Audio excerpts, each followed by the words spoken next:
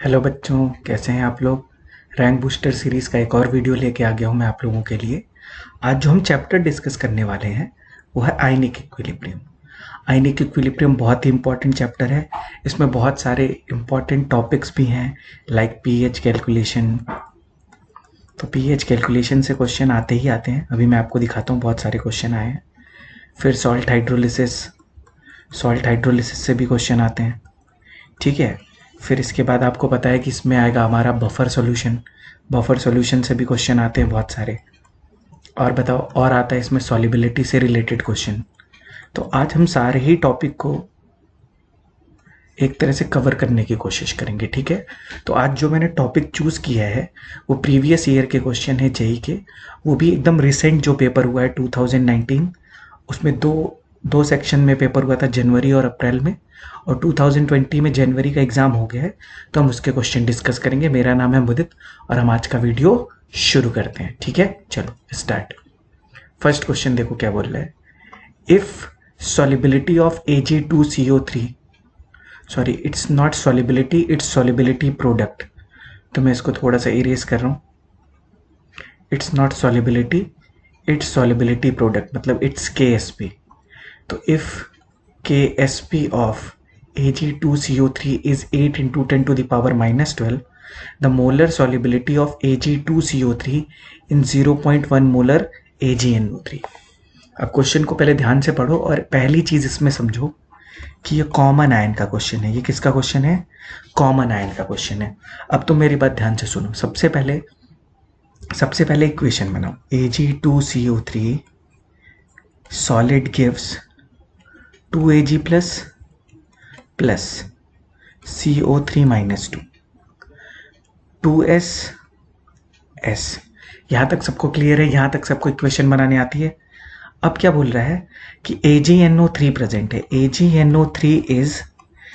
AgNO3 is strong electrolyte. तो ये क्या होगा? कंप्लीटली ब्रेक हो जाएगा। और इसकी कंसेंट्रेशन कितनी दी है? 0.1 मोलर। तो जब ये ब्रेक होगा तो ये बनेगा Ag प्लस NO3 माइनस। तो इसकी भी कंसेंट्रेशन कितनी हो जाएगी? 0.1 मोलर। अब देखो Ag इसमें क्या है? Common ion. तो कॉमन आयन की प्रेजेंस में सॉल्युबिलिटी क्या हो जाती है बेटा? डिक्रीज हो जाती है। सॉल्युबिलिटी क्या हो जाती है? डिक्रीज हो जाती है। अब मेरी बात ध्यान से सुनो। सॉल्युबिलिटी की वैल्यू वैसे ही बहुत कम थी और कॉमन आयन की प्रेजेंस में क्या हो जाएगा? और भी कम हो जाएगी। तो मैं ये बोल सकता हूं कि 2s is very very less than 0.1। So 0.1 plus 2s is equal to 0.1। यहां तक सबको क्लियर है? अब देखो, अब हम लगाएंगे KSP का फॉर्मूला। तो इसको 2s प्लस 0.1 को मैं क्या लिख सकता हूं? 0.1। तो KSP इज इक्वल टू क्या हो जाएगा? KSP is equal to Ag plus square CO3 minus. तो इसको मैं क्या लिख सकता हूं? इसको मैं लिख सकता हूं 0.1 का स्क्वायर इंटू सॉल्युबिलिटी। KSP की वैल्यू मुझे पता है। KSP की वैल्यू है 8 into 10 to the power minus 12 which is equal to 10 to the power minus 2 into solubility. तो solubility is equal to 8 into 10 to the power minus 10। देखो solubility की value क्या हो गई? डिक्रीज हो गई। तो इससे हम क्या इन्फ्रेंस निकाल सकते हैं? इससे यह हम इन्फ्रेंस निकाल सकते हैं कि कॉमन आयन की प्रेजेंस में सॉल्युबिलिटी क्या हो जाती है? डिक्रीज हो जाती है। तो इसका आंसर है बेटा सी। ठीक ठाक सा क्वेश्चन है, बहुत टफ नहीं है, इजी ही है, बस इक्वेशन बनानी आनी चाहिए। चलो नेक्स्ट क्वेश्चन देखते हैं। नेक्स्ट क्वेश्चन क्या बोल रहा है? 20 ml of 0.1 molar H2SO4 is added to 30 ml of 0.2 molar NH4OH solution. The pH of the resultant mixture is। ठीक है, चलो मैं सॉल्व करता हूं। एक बार पहले आप सॉल्व करो, फिर बाद में आप सॉल्यूशन देख लेना। देखो, जब भी इस टाइप का क्वेश्चन है, कोई भी आयनिक इक्विलिब्रियम का क्वेश्चन है, सबसे पहले तुम इक्वेशन बनाओ, ठीक है। तो मैं देखो कैसे इक्वेशन बना रहा हूं। H2SO4 प्लस NH4OH गिव्स, ये बनेगा NH4 twice SO4 salt plus water. Simple. अब देखो, सबसे पहले मैं क्या करूंगा? सबसे पहले मैं इमेजली इक्विवेलेंट्स निकाल लूंगा।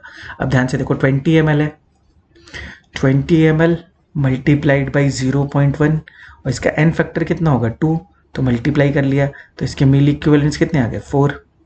इसी तरह तुम यहाँ देखो NH4OH में, इसमें कितना है? 30 इंटू 0.2 इंटू 1, इसके मिली इक्विवेलेंट कितने हो गए 6, स्टार्टिंग में इसके 0 इसके 0, जब ये रिएक्ट करेगा at t is equal to t equilibrium, ये हो जाएगा 0, ये हो जाएगा 6 माइनस 4 और ये हो जाएगा बेटा 4, तो ये आ जाएगा 2। अब मेरी ध्यान से बात सुनो, क्या तुम्हें ये कुछ बेसिक बफर सा लग रहा है? क्या तुम्हें ये बेसिक बफर दिख रहा है? मुझे तो यार ये बेसिक बफर दिख रहा है। क्यों?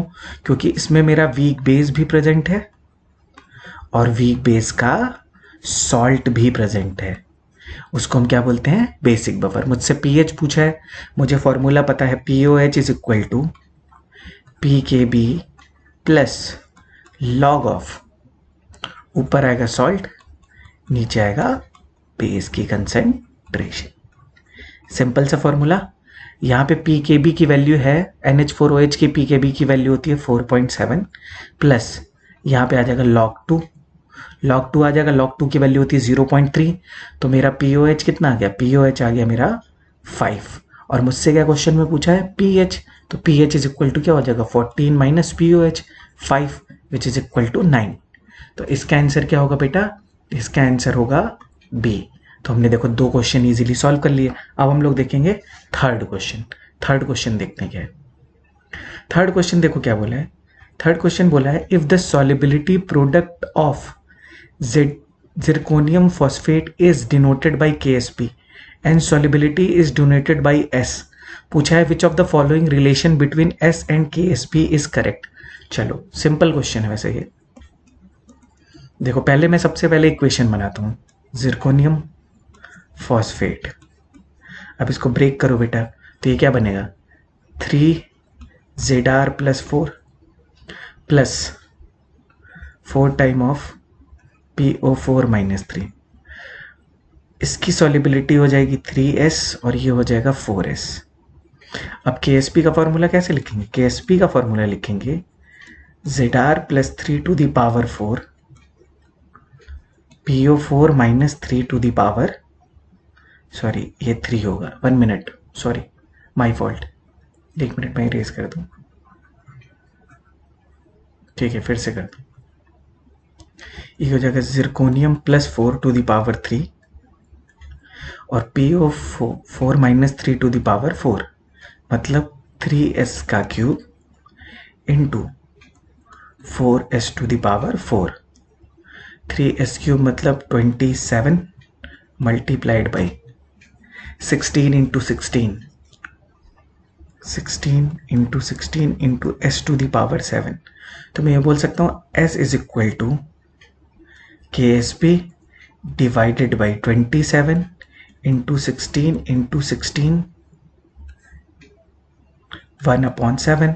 और इतनी बड़ी वैल्यू कौन सी हो सकती है? 144 तो होगा नहीं, 216 भी होगा नहीं, 929 होगा नहीं, 6912 होगा। तुम मल्टीप्लाई करके देख लेना, तो इसका आंसर हो जाएगा बेटा ए।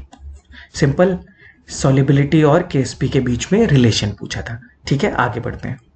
फोर्थ क्वेश्चन देखो।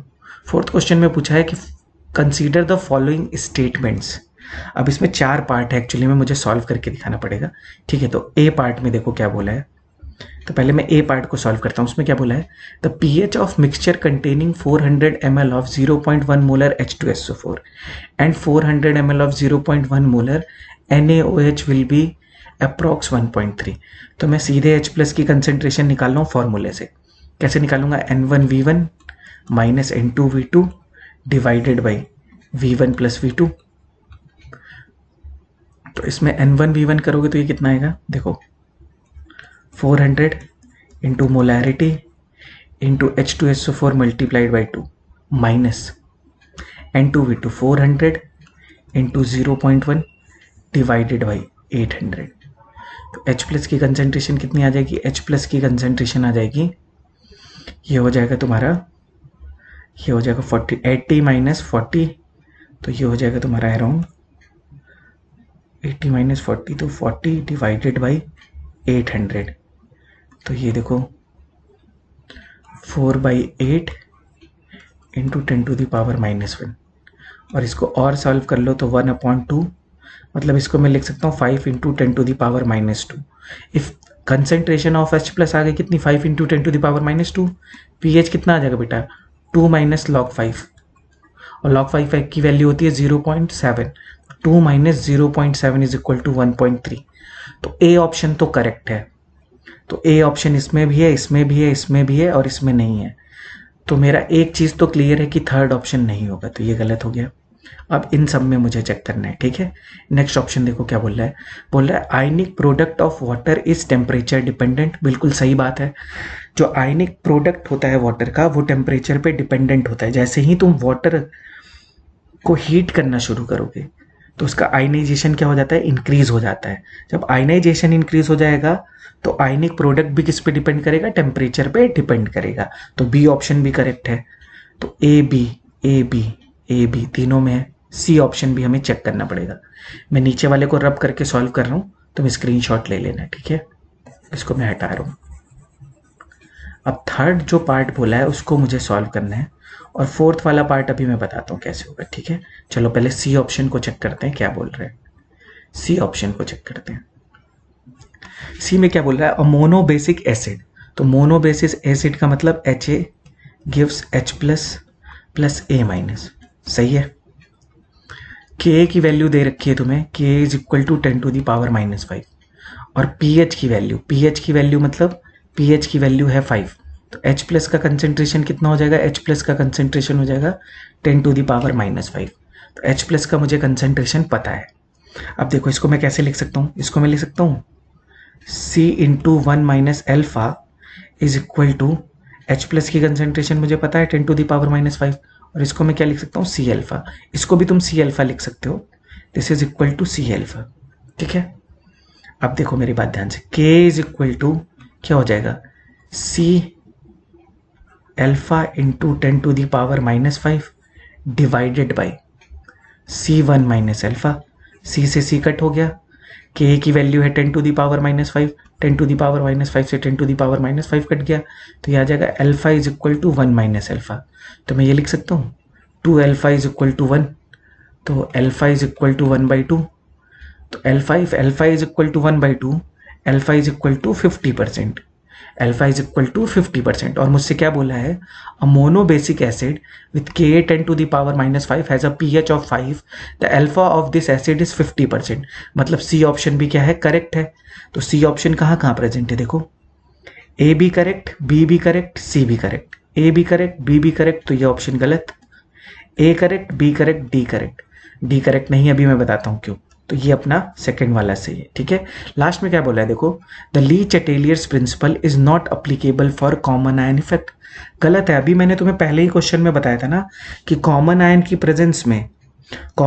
प्रेजेंस में जो वीक इलेक्ट्रोलाइट्स होते हैं उनकी सॉल्युबिलिटी डिक्रीज हो जाती है। वो ली चैटेरियल्स प्रिंसिपल ही तो फॉलो करता है, ठीक है। तो इसका ऑप्शन है A B and C. I hope मेरी बात सबको समझ में आ गई है। मैं नेक्स्ट क्वेश्चन पे जा रहा हूँ। अगर किसी को मेरी बात नहीं समझ में आई है तो मुझे प्लीज कमेंट सेक्शन में बताएं, मैं उसकी प्रॉब्लम को सॉल्व करने की कोशिश जरूर करूंगा। नेक्स्ट क्वेश्चन देखते हैं। चलो यार ये भी सिंपल है, देखो क्या बोला है, the pH of 0.02 molar NH4Cl solution will be. अब ये तुम्हें पता है किसका क्वेश्चन है, ये सीधा सीधा क्वेश्चन है सॉल्ट हाइड्रोलिसिस का। ये किसका क्वेश्चन है, सॉल्ट हाइड्रोलिसिस का। अब तुम्हें फॉर्मूला नहीं याद होगा तो ये क्वेश्चन सॉल्व नहीं होगा, फिर भी चलो मैं ट्राई करता हूँ, एक बार बताता हूँ। देखो पहले तो ये चीज़ समझो कि NH4Cl में NH4 प्लस वाटर से रिएक्ट करेगा और क्या बनाएगा, NH4OH प्लस H प्लस। इसका मतलब सॉल्यूशन क्या होगा, एसिडिक होगा। अब देखो मैंने इसका डायरेक्ट फॉर्मूला बताऊं तो मैं pH का, pH is equal to 7 plus नहीं माइनस, सॉरी प्लस नहीं है या माइनस है, क्योंकि वैल्यू जो है वो 7 से कम आएगी। तो जब 7 से कम आएगी तो ऑब्वियसली मुझे माइनस करना पड़ेगा। तो 7 minus half of PKB plus log C, simple सा फॉर्मूला है। अब देखो इसमें मुझे ये दिया है 10⁻⁻5, तो PKB कितना हो जाएगा, 5 हो जाएगा। तो ये हो जाएगा 7 minus half of 5 plus log of 2 into 10⁻⁻2। तो जब मैं इसको सॉल्व करूंगा तो ये माइनस में आ जाएगी value, minus 7 minus half of 5 minus 2 into, इसको सॉल्व कर लो तो आ जाएगा ये -2 इंटू ये आ जाएगा -1.7। अब इसको तुम सॉल्व करो तो ये आ जाएगा 5 माइनस 1.7, इसको मैं सॉल्व करूँगा तो ये वैल्यू आ जाएगी 5.35। ये वैल्यू कितनी आ जाएगी 5.35, और अपना एग्जैक्ट आंसर मिल गया, देखो बी आंसर है इसका। ठीक है, सॉल्ट हाइड्रोलिसिस का क्वेश्चन है। ठीक है, अब ये कैसा सॉल्ट है बताओ? ये सॉल्ट था weak base plus strong acid, और वीक बेस और स्ट्रॉन्ग एसिड का जो सॉल्ट होता है वो एसिडिक इन नेचर होता है। कैसे मुझे पता? जो भी स्ट्रॉन्ग पार्ट है ना उसको देख के तुम आंसर बता सकते हो। जैसे strong acid strong base neutral, strong base weak acid basic. ठीक है, इसी तरह चलो नेक्स्ट क्वेश्चन देखो, 6th question. What is the molar solubility of AlOH thrice in 0.2 molar NaOH solution? बिल्कुल सेम क्वेश्चन है, कॉमन आयन का क्वेश्चन है। ठीक है, सॉल्यूशन लिख रहा हूं, ध्यान से देखें सब लोग। देखो क्या होगा, AlOH थ्राइस ब्रेक होगा कैसे? देखो Al प्लस 3 OH माइनस, तो ऑब्वियस सी बात है S3S। उसके बाद तुम्हें NaOH सोल्यूशन दिया है, NaOH solution, NaOH is a strong electrolyte, तो ये ब्रेक हो जाएगा Na प्लस OH माइनस में। जितनी कंसेंट्रेशन NaOH की होगी उतनी ही OH माइनस की भी होगी, तो ये हो जाएगी, इसको मैं लिख लेता हूँ 2 × 10⁻⁻⁻1, तो ये भी कितना होगा 2 × 10⁻⁻1, तो 3S प्लस 2 × 10⁻⁻1, दोनों कॉमन है ना 3S। मुझे एक चीज़ बताओ, सॉल्युबिलिटी की वैल्यू वैसे ही बहुत कम है, तो मैं ये लिख सकता हूँ 3S is very very less than 2 × 10⁻⁻1। So 3S plus 2 × 10⁻⁻1 is equal to 2 × 10⁻⁻1। अब इससे हम क्या लिख लेंगे, KSP is equal to Al plus 3 plus OH minus to the power 3। बस अब हमें इसको सॉल्व कर लेना है, तो Al प्लस 3 मतलब S into 2 × 10⁻⁻1 to the power 3, और KSP की वैल्यू है 2.4 × 10⁻⁻24। इसको जब मैं मल्टीप्लाई करूंगा तो ये आ जाएगा 8 × 10⁻⁻3, तो मैं लिख सकता हूँ solubility is equal to 24 × 10⁻⁻25 divided by 8 × 10⁻⁻3, तो 8 3 ज़ा, और ये ऊपर जाएगा तो ये हो जाएगा 10⁻22, तो ये आ जाएगी 3 × 10⁻22। देखो एग्जैक्ट आंसर मैच करेगा अगर आपने सही किया है तो ये आंसर आ गया डी ऑप्शन, 3 × 10⁻²। आई होप यहाँ तक सबको समझ में आ गया है। हम लोग नेक्स्ट क्वेश्चन लेते हैं। ठीक है, एंजॉय करो, ये बहुत अच्छे अच्छे क्वेश्चन है, फिर से रिपीट हो सकते हैं। ठीक है, चलो नेक्स्ट क्वेश्चन, 7th क्वेश्चन। हाँ देखो क्या बोला है, बोल रहा है the molar solubility of CdOH twice is 1.84 × 10⁻⁻5। तो मैं पहले लिख लेता हूं मुझे क्या क्या गिवन है। S तुम्हें दे रखा है कितना, 1.84 × 10⁻⁻5 मोलर। ठीक है, सॉल्युबिलिटी दे रखी है, और पूछा है the expected solubility of CdOH twice in a buffer solution of pH 12। ये भी कॉमन आयन का क्वेश्चन है, पर उसके लिए मुझे पहले क्या निकालना पड़ेगा, KSP निकालना पड़ेगा। तो CdOH ट्वाइस को इक्वेशन बनाओ, तो CdOH twice solid breaks CD plus 2 OH minus, तो इसके लिए KSP का फॉर्मूला क्या होगा, देखो ये S होगा, ये 2S होगा, तो KSP इज इक्वल टू हो जाएगा 4S क्यूब। क्या हो जाएगा 4S क्यूब, तो मैं ये लिख सकता हूँ KSP is equal to 4 × 1.84 × 10⁻⁻5 to the power 3। यहाँ तक हमने सॉल्व कर लिया है। अब हमें लगाना है कॉमन आयन। ठीक है, अब ध्यान से देखो, pH ऑफ बफर सॉल्यूशन कितना है, pH ऑफ बफर सॉल्यूशन है 12, तो H प्लस की कंसेंट्रेशन कितनी होगी, H प्लस की कंसेंट्रेशन होगी 10⁻⁻12। तो OH माइनस की कंसेंट्रेशन कितनी होगी, OH माइनस की कंसेंट्रेशन होगी 10⁻⁻2। कितनी होगी 10⁻⁻2। अब मेरी बात ध्यान से सुनो, 2S इज कॉमन आयन है तो ये तो प्रेजेंट होगा ही, तो मैं ये लिख सकता हूँ कि OH minus is equal to concentration of OH minus is equal to 2S plus 10⁻⁻2 which is equal to 10⁻⁻2 because 2S is very very less than 10⁻⁻1। यहाँ तक हम पहुँच गए।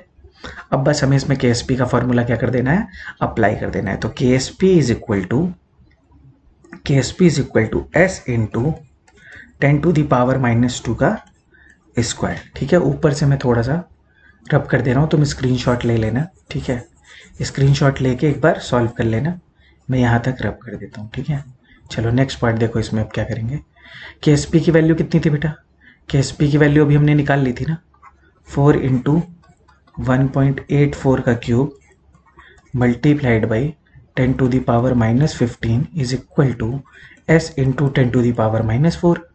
तो ये s इज इक्वल टू कितना आ जाएगा, s is equal to 4 into 1.84 को मल्टीप्लाई कर लेंगे 3 टाइम्स, तो ये वैल्यू आएगी अराउंड, 1 मिनट में कर लेता हूँ। ठीक है,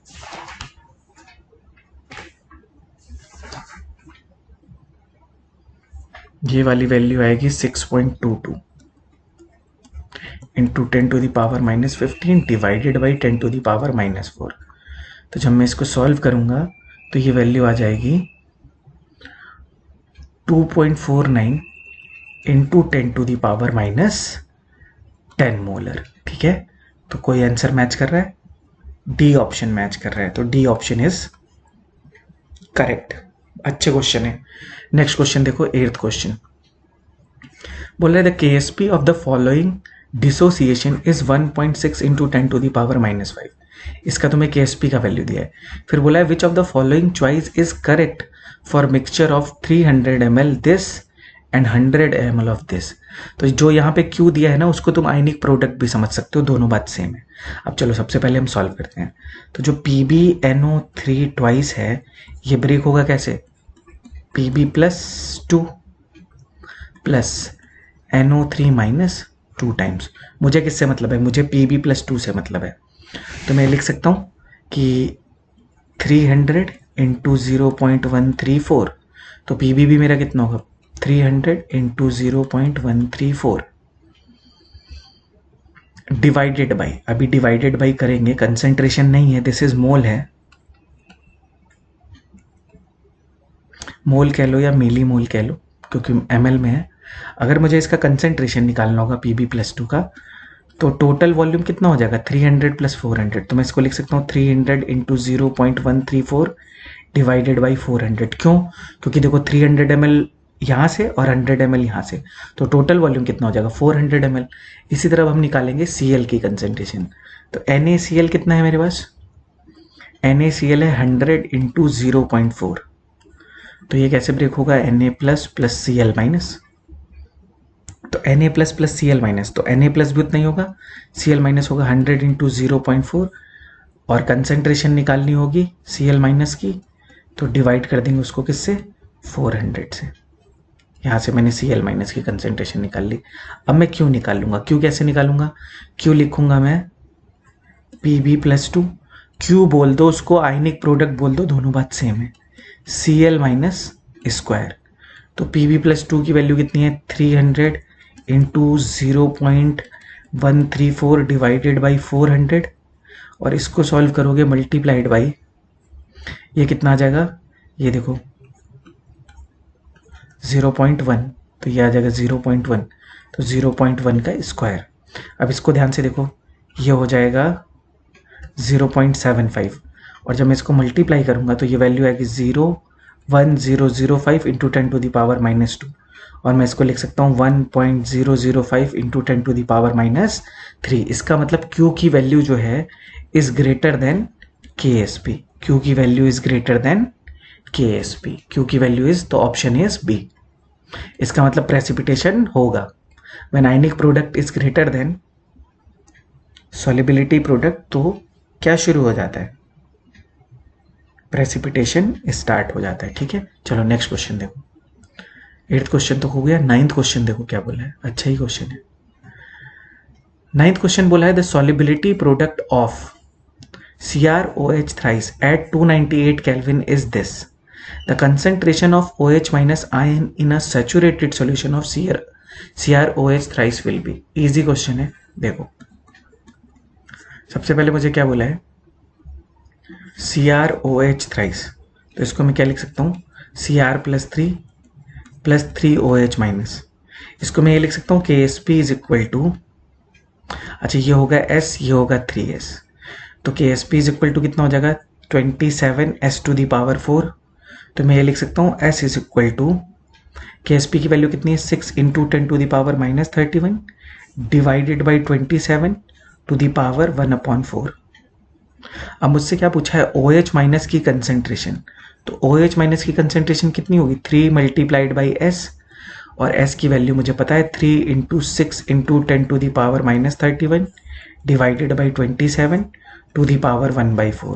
अगर मैं इस 3 की वैल्यू को अंदर ले जाऊंगा तो 3 को 4 बार मल्टीप्लाई करना पड़ेगा, तो यहाँ से आ जाएगा 6 into 9 into 9 divided by 27 into 10⁻⁻31 to the power 1/4। तो ये देखो 9 3 ज़ा और 3 2 ज़ा, तो 9 18 इंटू 10⁻⁻31 टू दी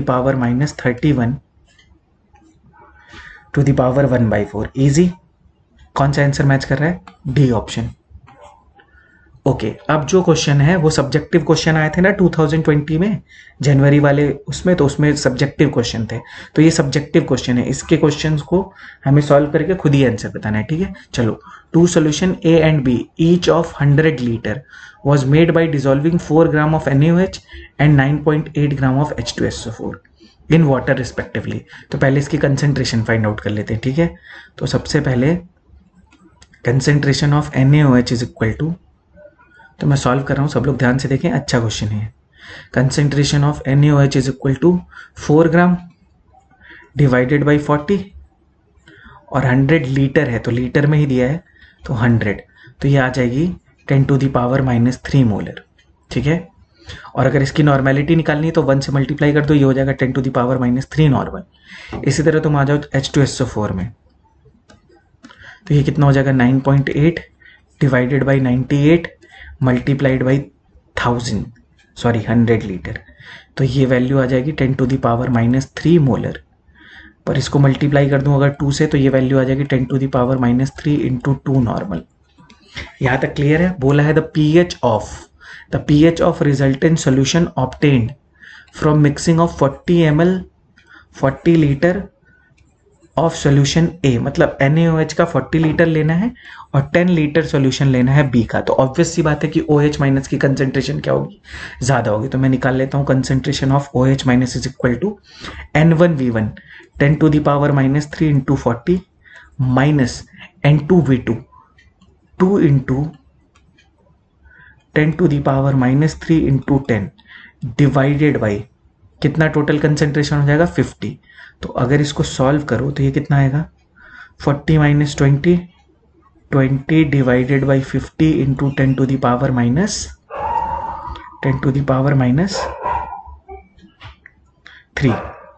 और इसको मैं लिख सकता हूँ 2/5 को मैं लिख सकता हूँ 0.4, तो इसको मैं लिख सकता हूँ 4 इंटू 10⁻⁻4। तो OH माइनस की कंसेंट्रेशन आ गई, तो POH कितना आ जाएगा, POH आ जाएगा 4 माइनस लॉग 4 की वैल्यू होती है 0.6, तो इसको मैं ले सकता हूँ कितना 3.4। तो pH बेटा कितना आ जाएगा, pH आ जाएगा 14 माइनस 3.4 मतलब 10.6। तो आंसर की जो रेंज होगी वो होगी अराउंड 10.6 से 10.661 ले लो, ठीक है। तो ये इसका आंसर है, इजी। नेक्स्ट क्वेश्चन देखो, नेक्स्ट क्वेश्चन बहुत अच्छा है, लास्ट क्वेश्चन है इसका, ध्यान से समझना। मुझे पर्सनली वो क्वेश्चन बहुत अच्छा लगा, ठीक है। बाकी तुम लोग को हो सकता है अच्छा ना लगे, पर मेरे को पर्सनली क्वेश्चन अच्छा लगा था, और ऐसे ही लेवल के क्वेश्चन आने भी चाहिए, ठीक है। चलो नेक्स्ट क्वेश्चन देखते हैं। देखो सबसे पहले क्या बोला है, 3 gram of CH3COOH is added to 250 ml of 0.1 molar HCl, the solution made up to 500 ml। तो सबसे पहले हम यहाँ तक का पार्ट सॉल्व करते हैं।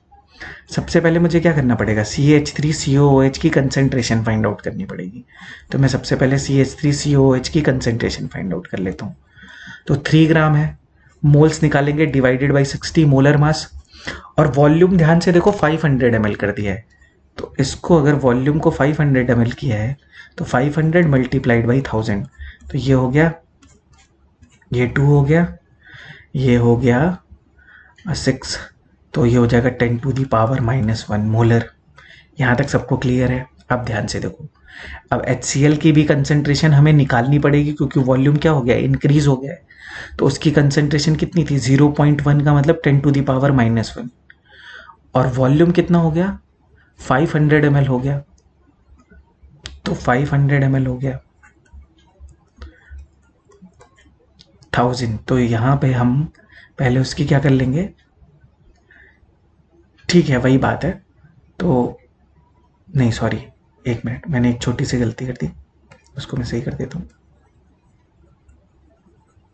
पहले मैं मोल्स निकालूंगा ना HCl के, मिली मोल्स, तो मैंने वो लिखने में गलती कर दी। तो 250 इंटू 10⁻⁻1 इतने मोल्स हो गए। वॉल्यूम कितना हो गया, 500। तो ये कट हो जाएगा, ये हो जाएगा 2, ये आ जाएगा 1/2 इंटू 10⁻⁻1।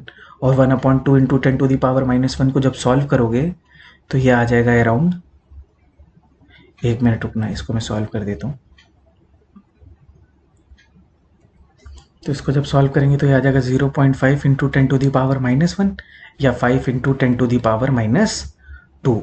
अब मेरी बात ध्यान से सुनो, कंसेंट्रेशन आ गई। अब क्या बोल रहा है, 220 ml ऑफ दिस सॉल्यूशन, इस पूरे सॉल्यूशन में जिसमें CH3COOH भी प्रेजेंट है और HCl भी प्रेजेंट है, उन्होंने NaOH ऐड किया है। तो पूछा है कि what is the pH of solution. अब तुम्हें देखो, सबसे पहले तुम्हें निकालना पड़ेगा मिली mole of CH3COOH in 20 ml। तो कुछ मत करो, इसको मल्टीप्लाई कर दो 10⁻⁻1 इंटू 20, तो ये आ जाएगा तुम्हारा 2। और इसी तरह इसको कर लो, millimole of HCl in 20 ml, वो कितना हो जाएगा, वो हो जाएगा 5 इंटू 10⁻⁻2 इंटू 20। तो ये आ जाएगा मेरा 1। अब इसी तरह तुम निकाल लो किसके, मिली मोल्स ऑफ NaOH निकाल लो, क्योंकि वही रिएक्ट करेगा। Millimole of NaOH is equal to 1/2 ml into 5 molar, ये आ जाएगा बेटा 2.5। अब एक बात बताओ, HCl NaOH से रिएक्ट कर जाएगा, तो जो HCl प्लस NaOH है ये रिएक्ट करके बना लेगा NaCl प्लस वाटर। तो HCl के कितने मोल्स हैं, 1, और ये है 2.5, और ये है 0, ये है 0।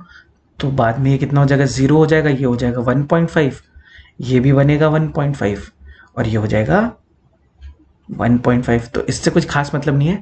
NaOH के कितने कंसेंट्रेशन है अभी मेरे पास, 1.5। अब ये किससे रिएक्ट करेगी, ये रिएक्ट करेगी CH3COOH plus NaOH gives CH3COO minus Na plus water.